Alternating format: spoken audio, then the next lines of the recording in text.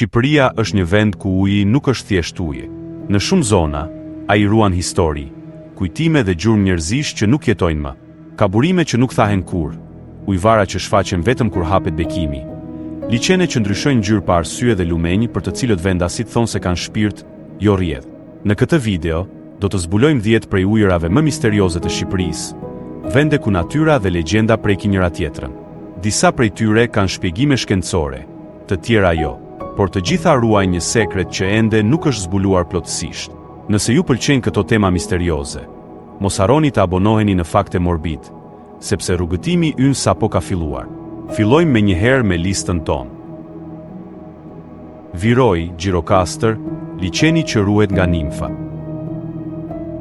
Liçeni i Virojt ka një prej ngjyrave më të pazakonta në Shqipëri. Herë jeshile e thellë, herë blu e kristalt, herë ka një reflektim që duket sikur vjen nga brenda tokës. Banorët e vjetër besonin se aty jetonin nimfat, krijesa ujore që jepnin liçenit dritë dhe gjallëri. Në disa ditë të vitit, sipas tyre, nimfat zgjoheshin dhe uji ndryshonte ngjyrë, sikur liçeni po merrte frymë. Shkencëtarët thonë se është fenomen i thjesht i thithjes së dritës, por shumë vizitorë kanë parë turbullime të papritura edhe kur nuk ka asnjëherë. Viroj ka një thellësi të frikshme dhe tunele nëndetare që askush nuk i ka eksploruar deri në fund. Zërat e liçenit, sidomos natën, duken sikur vijnë nga poshtë, nga një qytet i heshtur që jeton nën ujë. Aty, njeriu nuk sheh vetëm një liçen, sheh një sy që të vëzhgon. Kanali i Vivarit, Butrint, ujë që lëviz sikur ruan një sekret. Kanali i Vivarit lidh Butrintin me detin, por mënyra se si sillet ky ujë ka bërë gjithmonë një burim intrigash dhe legjendash. Në orë të caktuara, niveli i tij lëkundet në mënyrë të pazakontë, duke u ngritur dhe ulur sikur merr frymë nën vete. Edhe kur deti është i qetë, edhe kur nuk ka erë, kanali krijon lëvizje të brendshme që ngjajnë me impulse të një qenie të gjallë. Arkeologët thonë se forma e kanalit, thellësia dhe rrjedha e nënujshme krijojnë këtë efekt të rrallë. Por banorët e Butrintit prej shekujsh besojnë se aty jeton një hynje e lashtë ujore, rojtare e portës së qytetit. Sipas gojdhënës, kur kanali turbullon papritur, është shenjë se hyi i ujit është zgjuar. Ecja pranë tij është një përvojë e çuditshme.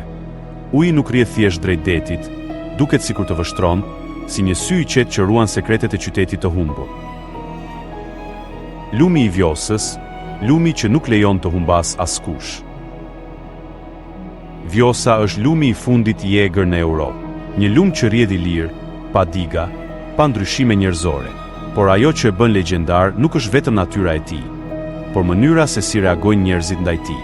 Ka dhjetëra rrëfime të vjetra se Vjosa nuk të merr me vete, edhe kur rrjedha është e fortë. Udhëtarët që kanë rënë rastësisht në lum shpesh dalin shumë kilometra më poshtë, por të gjallë, sikur lumi t'i shtynte drejt bregut. Banorët thonë se Vjosa ka shpirt të butë dhe nuk ban brenda ujërave të saj njerëz të pafajshëm. Ka raste kur Vjosa ka ngritur zërin e saj gjatë shirave, por nuk ka pranuar kur të bëhet lum i zi, si lumenjtë e tjerë. Një lum që ruan, që udhëheq dhe që nuk të lejon të humbasësh plotësisht. Syri i kaltër, syri që ruhet nga shpirti i ujit. Syri i kaltër është burimi më i famshëm i misterit në Shqipëri. Ndonëse i bukur dhe i qetë në pamje të parë, ai fshe një thellësi që askush nuk ka arritur ta zbulojë plotësisht.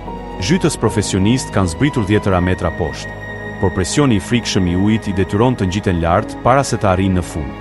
Pjesa më e errët e burimit duket si një sy që të vështron, i gjallë, i vetëdijshëm. Sipas legjendave, aty jeton një shpirt i ujit që ruan burimin dhe nuk lejon askënd të prek zemrën e tij. Disa vendas tregojnë se natën, kur gjithçka është e heshtur, brenda tij dëgjohet një zhurmë e thellë si frymëmarrje. Shkencëtarët nuk e kanë gjetur ende rrjetin e nëndeshëm që e ushqen, dhe ndoshta asnjë njeri nuk do ta zbulojë ndonjëherë.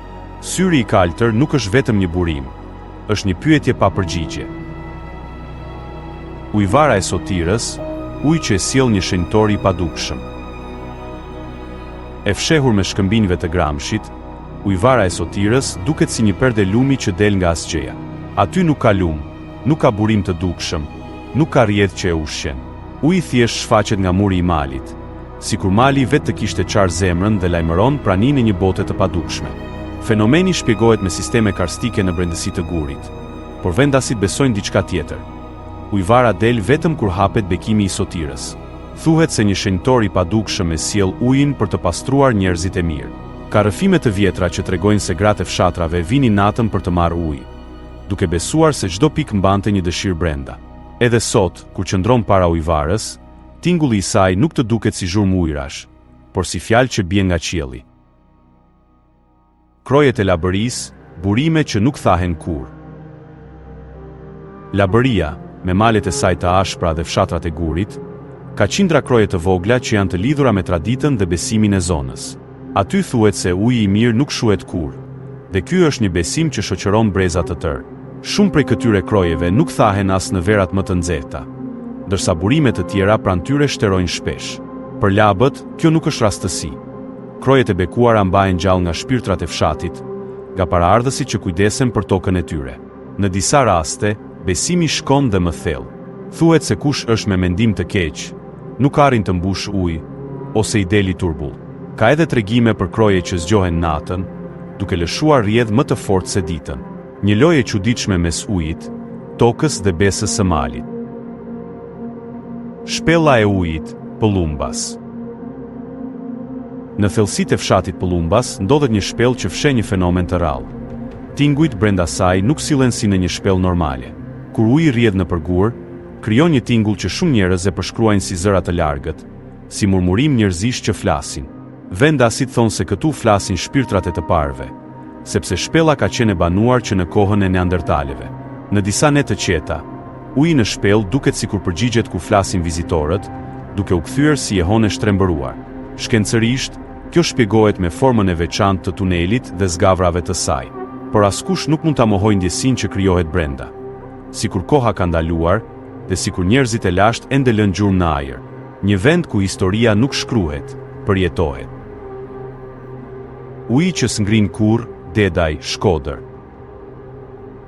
Në Dedaj, pranë maleve të Pukës dhe Shkodrës, ndodhet një burim që sfidon klimën e ashpër të zonës. Edhe kur temperaturat zbresin deri në 15°, uji nuk ngrin kurrë.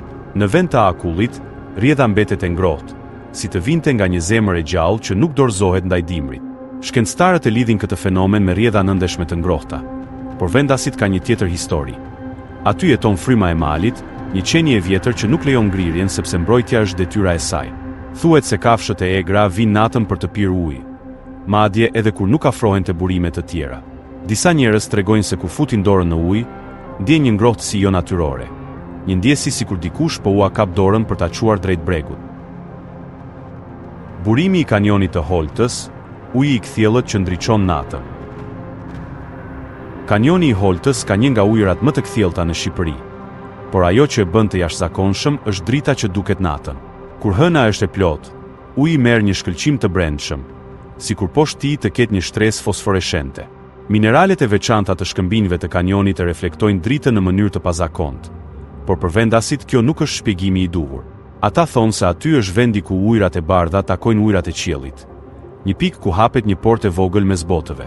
Ka njerëz që thonë se kur notojnë në pjesët e cekta, shohin forma të çuditshme që lëvizin poshtë, si hije të qeta. Sa herë që hëna bie mbi kanion, duket sikur po belbëzon një sekret të vjetër. Uji i zi, Këlcyr. Uji i gurave është një burim i vogël, por vendi ku ndodhet ka një fuqi të çuditshme. Sipas banorëve të zonës, kroji e mbron veten. Thuhet se kush e ndot, sëmuret brenda ditës, ndërsa kush e përdor për mirë, gjen qetësi dhe shërim. Uji del nga një çarje e ngushtë në gur, i pastër, i ftohtë dhe i pandryshueshëm. Në disa net pranvere, ka raportime se kroj fshfërin pa qenë erë, një tingull i lehtë që njerëzit e quajnë frymarrja e burimit.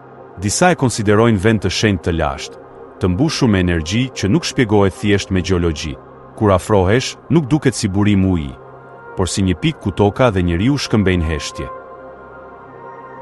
Uji është jeta e një vendi, por në Shqipëri, ai është edhe kujtesë, legjendë dhe mister.